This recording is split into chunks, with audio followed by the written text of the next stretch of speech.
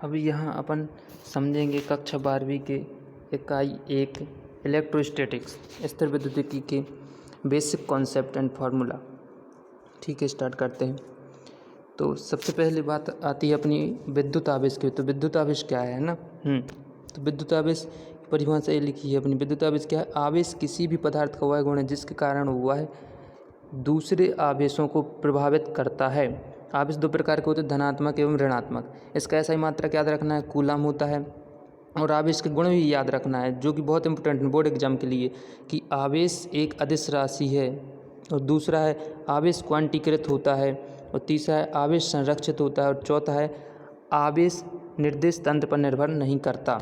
और ये 3 विधियाँ हैं, आवेशन की 3 विधियाँ, घर्षण, प्रेरण, चालन। अब अपन आते हैं कूलम के नियम पर, है ना। कूलम का नियम क्या कहता है कि दो आवेशों के मध्य लगने वाला बल होता है अपना F vector equals to 1/4 pi epsilon Q1 Q2 upon R square और R कैप, है ना। दो चार्ज इस प्रकार से होते हैं, जहाँ पर 1/4 pi epsilon 0 equals to 9 × 10⁹ newton metre square upon coulomb square होता है। यदि माध्यम में की बात करी जाए तो माध्यम में इस प्रकार का फॉर्मूला हो जाएगा, क्या लग जाएगा अपना ER लग जाएगा, जो कि क्या होता है, माध्यम का परावैद्युतांक होता है। माध्यम का क्या होता है, परावैद्युतांक होता है। और इन नोट याद रखना है, जो कि ऑब्जेक्टिव टाइप क्वेश्चन में बहुत पूछा जाता है। यह नियम केवल स्थिर तथा बिंदु आवेशों के लिए लागू होता है। गतिमान आवेश चुंबकीय प्रभाव उत्पन्न कर सकते हैं, और यदि आवेश वस्तुओं पर फैला हुआ है तब प्रेरण आवेश वितरण परिवर्तित कर सकता है ना। इस वजह से ये केवल बिंदु और स्थिर आवेशों के लिए लागू होता है कूलम का नियम। अब विद्युत क्षेत्र या नेक्स्ट पॉइंट देखते हैं, विद्युत क्षेत्र या विद्युत क्षेत्र की तीव्रता सदिश राशि में, है ना। यह एकांक आवेश पर अन्य आवेशों के द्वारा लगने वाला बल है ना। ठीक है, इसका फॉर्मूला है, उसका फॉर्मूला दूसरा होता है। ठीक है, तो इसका फॉर्मूला क्या है अपना, E vector is equals to KQ upon R square R cap. सदिश रूप में हो जाएगा KQ अपॉन RQ और R वेक्टर हो जाएगा, है ना। ठीक है, इसका मात्रक याद रखना, न्यूटन प्रति कूलम होता है। और एक क्या है, एकांक आवेश पर अन्य आवेशों के द्वारा लगने वाला आवेश क्षेत्रफल। और वो एक दूसरा होता है अपना कि E is equals to F/Q, जी क्षेत्र होता है ना, पूरे क्षेत्र में रखा हुआ एक आवेश, क्षेत्र के द्वारा आवेश पर लगने वाला बल। ठीक है, अब विद्युत क्षेत्र रेखाएं देखते हैं। विद्युत क्षेत्र रेखाएं पॉइंट पढ़ लेना है, क्योंकि ये ऑब्जेक्टिव टाइप क्वेश्चन में बहुत पूछे जाते हैं, वस्तुनिष्ठ प्रश्न में, है ना। तो इनको अकेला पढ़ना है। क्या है, यह काल्पनिक रेखाएं, पहला पॉइंट है, एक दूसरे को कभी नहीं काटती, है ना। इनको पॉइंट को याद रखना है, विद्युत क्षेत्र रेखाएं एक दूसरे को कभी नहीं काटती। तीसरा पॉइंट, विद्युत बल रेखाएं कभी बंद लूप निर्माण नहीं करती। तो बंद लूप निर्माण कौन करती, विद्युत चुंबकीय रेखाएं करते हैं। चुंबकीय रेखाएं ये बंद लूप निर्माण कभी नहीं करती। चालक की सतह पर विद्युत बल रेखाएं लंबवत प्रारंभ अथवा समाप्त होती है ना। ये लंबवत निकलती हैं, लंबवत ही समाप्त होती हैं। विद्युत बल रेखाएं ऐसी होती हैं। यदि विद्युत क्षेत्र नहीं है तो वहाँ विद्युत बल रेखाएं भी नहीं होगी, सिंपल सी बात है। पॉइंट को याद रखना है, एकांक लंबवत क्षेत्रफल से गुजरने वाली बल रेखाएं उस पर विद्युत क्षेत्र की तीव्रता का परिमाण दर्शाती हैं। सघन रेखाएं क्या कर, देखो सघन रेखाएं प्रबल क्षेत्र दर्शाएंगे। देखो जहाँ पर रेखाएं ज़्यादा होगी वहाँ पर प्रबल विद्युत क्षेत्र होगा, जहाँ पर विरल होगी तो वहाँ पर क्या होगा कि निम्न क्षेत्र होगा, विरल क्षेत्र होगा तो दुर्बल क्षेत्र होगा, है ना। अब जी पॉइंट देखते हैं। जी क्या कहता है, एक विद्युत क्षेत्र में बल रेखा पर खींची गई स्पर्श रेखा क्षेत्र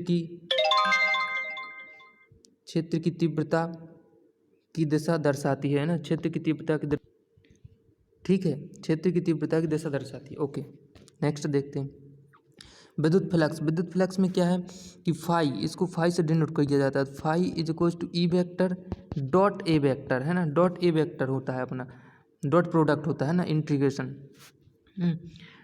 अब E है अपना विद्युत क्षेत्र और A है एरिया। तो इसका A है एक अदिश राशि, ये पॉइंट याद रखना, अदिश राशि। इसका ऐसा ही मात्रक याद रखो, न्यूटन मीटर स्क्वायर प्रति कूलम। इसका फॉर्मूला याद रखो, है ना, फॉर्मूले में याद रखो। बाकी तो अपन ने जी फॉर्मूला याद रहेगा तो मात्रक वगैरह निकाल लेंगे।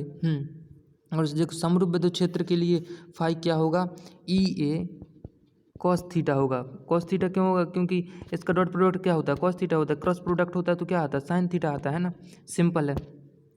जहाँ जो थीटा रहेगा वो ई और ए के बीच का कोण रहेगा, एंगल रहेगा, है ना। अब असमान क्षेत्र के लिए फाई क्या होगा, असमान क्षेत्र के लिए फाई, ठीक है, असमान क्षेत्र के लिए फाई होगा अपना वो ही ई और डी ए, मतलब एक छोटा सा एरिया ले लेंगे, वो असमान क्षेत्र रहेगा तो, है ना, ठीक है। अब गाउस के नियम देख लेते हैं। गाउस का नियम क्या कहता है, गाउस का नियम कहता है बंद सतह के लिए कुल फ्लक्स, बंद सतह के लिए कुल फ्लक्स क्या होगा, क्यू बाय एप्सिलॉन नॉट होगा, है ना, क्यू बाय एप्सिलॉन नॉट होता है, एक गाउस का नियम है। और क्यू एन होना चाहिए, अंदर होना चाहिए उस बंद पृष्ठ के, है ना। अब देखो इसके पॉइंट पढ़ लेते हैं। गाउसियन सतह से निर्गत विद्युत फ्लक्स इसकी आकृति पर निर्भर नहीं करता, मतलब आकृति पर निर्भर नहीं करता, चाहे वो त्रिकोण हो, कोई भी हो, कोई भी आकृति का हो, ये निर्भर नहीं करता।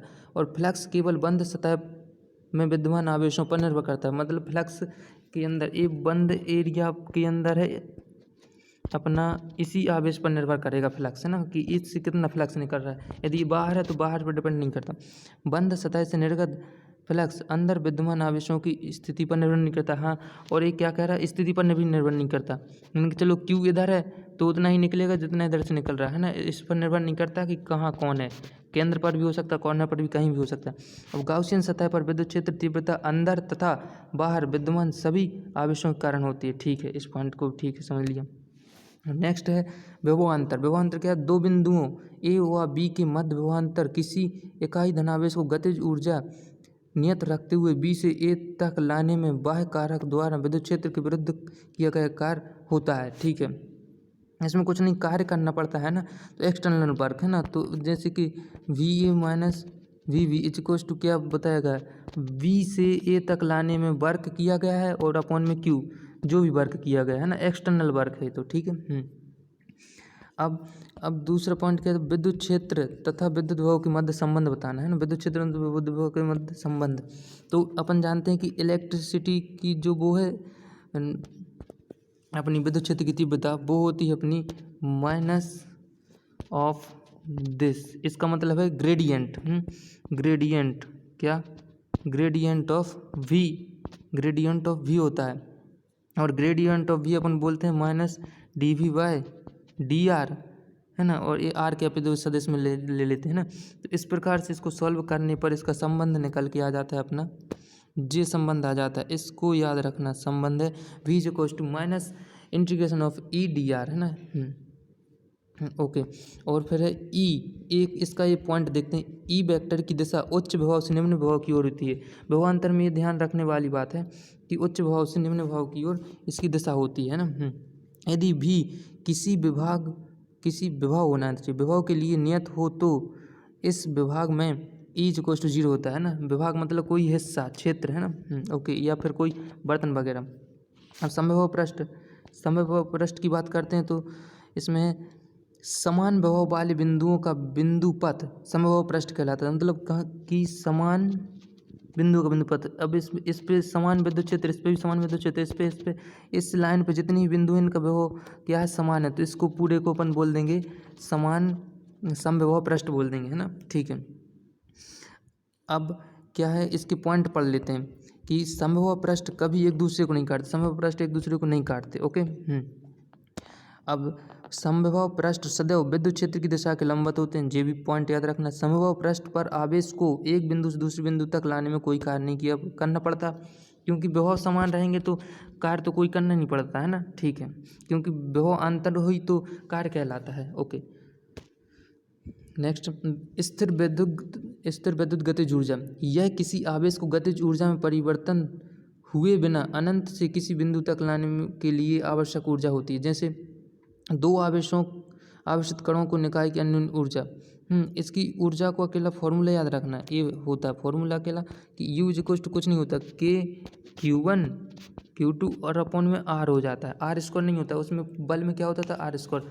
और इस पॉइंट को याद रखना, अनंत पर स्थितिज ऊर्जा 0 होती है, अनंत पर स्थितिज ऊर्जा 0 होती है, माने यहाँ पर होती है ना। विद्युत विभव क्या कहता है कि यह इकाई धनावेश है, इकाई धनावेश को गतिज ऊर्जा प्राप्त करने के लिए अनंत से दिए गए बिंदु P तक लाने में विद्युत क्षेत्र के द्वारा कार्य किया जाता है ना। ओके।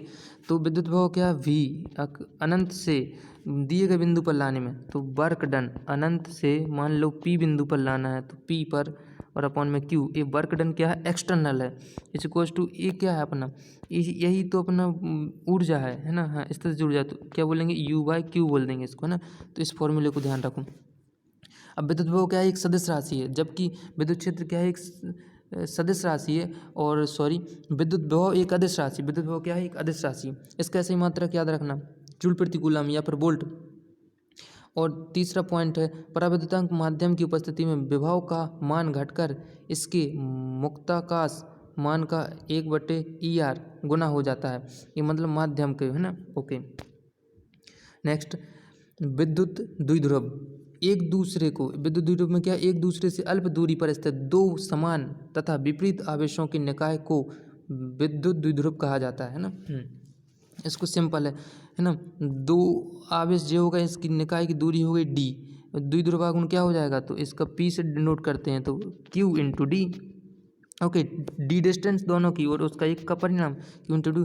और इसको यह पॉइंट याद रखो, वेरी इंपॉर्टेंट, क्योंकि ऑब्जेक्टिव टाइप क्वेश्चन में पूछता है, द्विध्रुव आघूर्ण की दिशा ऋण आवेश से धन आवेश की ओर होती है ना।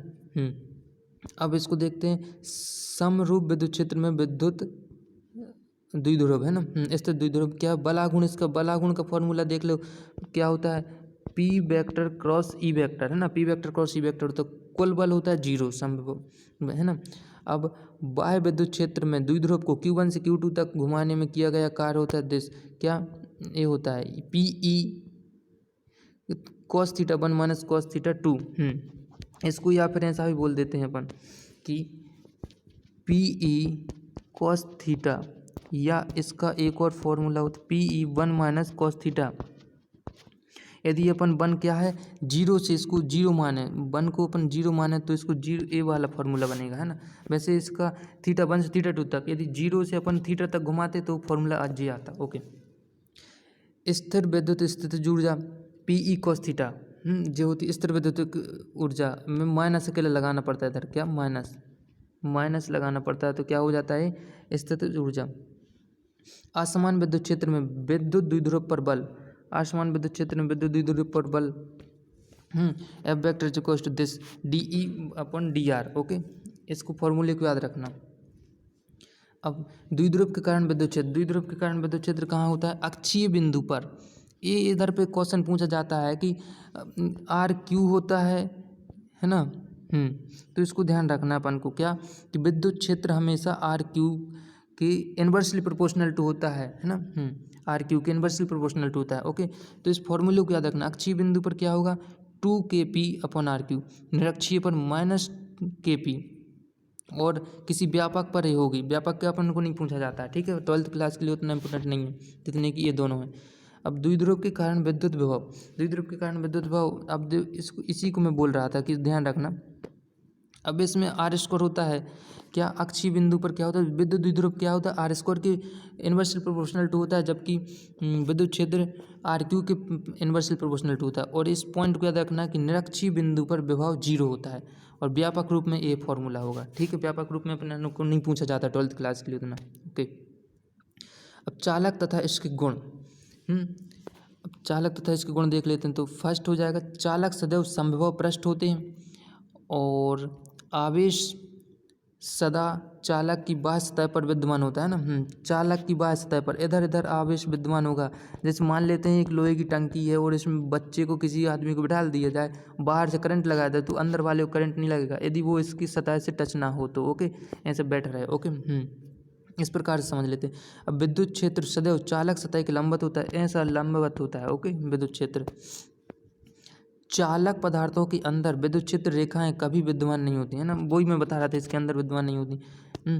अब चालक को भूसंपर्कित किए जाने पर इसका विभव 0 हो जाता है। इसको भूसंपर्कित कर देंगे आएगा इधर, है ना, भूसंपर्कित मतलब अर्थिंग, मतलब पृथ्वी से जोड़ दिया जाएगा तो ये क्या हो जाएगा, 0 हो जाएगा। ओके, विभव। नेक्स्ट, अच्छा हाँ, तो ठीक है,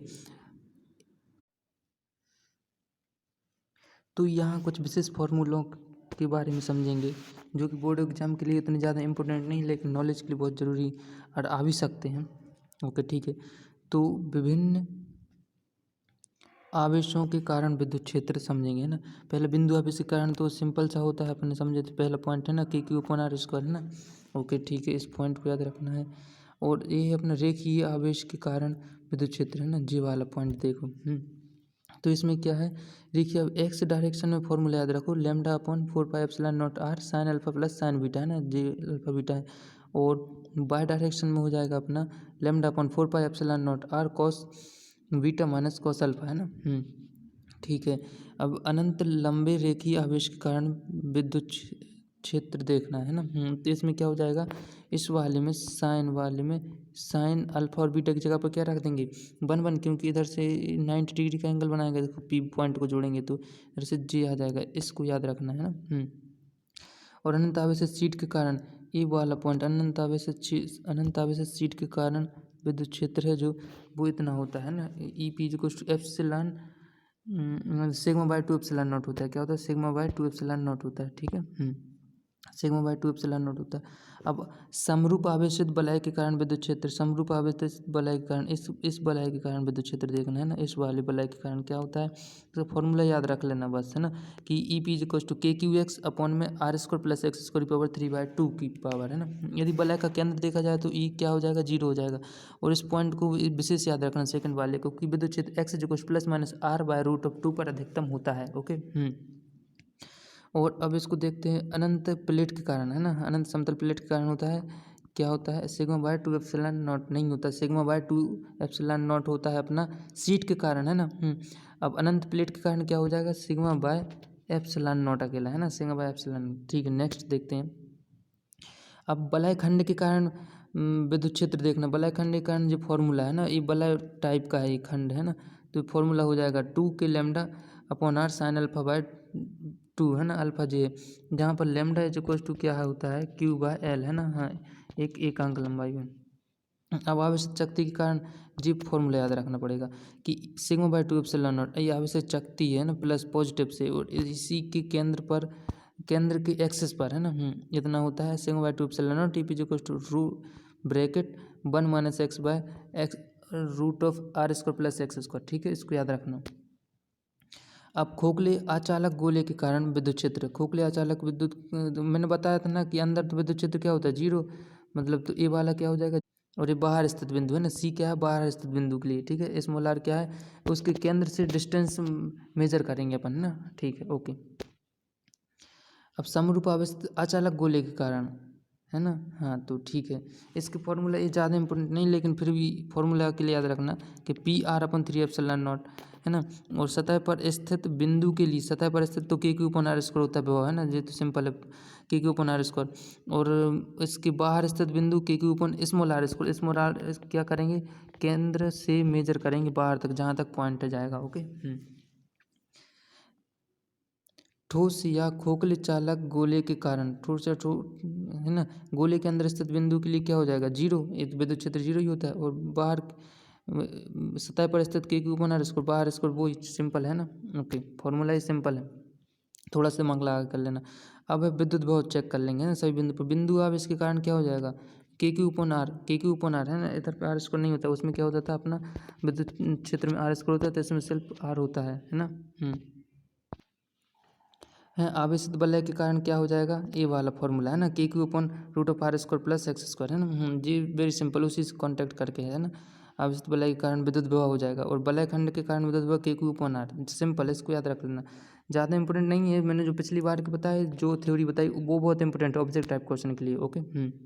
आवेशित चालक शक्ति के कारण ये होता है विद्युत विभव sigma by 2 epsilon naught root of X square plus R square minus X, है ना, एक्स से इधर तक की डिस्टेंस है। अचालक गोलीय कोष के कारण ये हो जाता है ना K Q upon are. Okay. और सतह पर स्थित बिंदु के लिए हो जाएगा के क्यू अपन आर, मतलब रेडियस उसकी, और बाहर स्थित इधर पे स्मॉल आर हो जाएगा, है ना। हाँ ठीक है, स्मॉल आर मतलब जहाँ तक उसकी डिस्टेंस है केंद्र से। ओके। ठोस अचालक गोले के कारण, अब गोले के अंदर स्थित बिंदु के लिए ये हो जाएगा जी, ज़्यादा इंपॉर्टेंट नहीं, फिर भी मैं तो बता दे रहा हूँ ना एक बार। और इसको क्या है अपना सतह पर स्थित बिंदु के लिए ये हो जाएगा के क्यू अपन रेडियस के, ये तो सब में सेम रहेगा। अब चालक गोले या कोष के कारण ये भी सब में सेम रहेगा, चेक कर लेना, है ना। हाँ ओके, जी अकेला बाहर के लिए रहेगा, ठीक है। तो यहाँ पर बहुत वेरी इंपॉर्टेंट क्वेश्चन की डिस्कस कर दिए गए हैं, और वेरी इंपॉर्टेंट क्वेश्चन के लिए चैनल को सब्सक्राइब कर लीजिए, जिससे कि आपको नोटिफिकेशन मिलते रहें। Okay, thank you.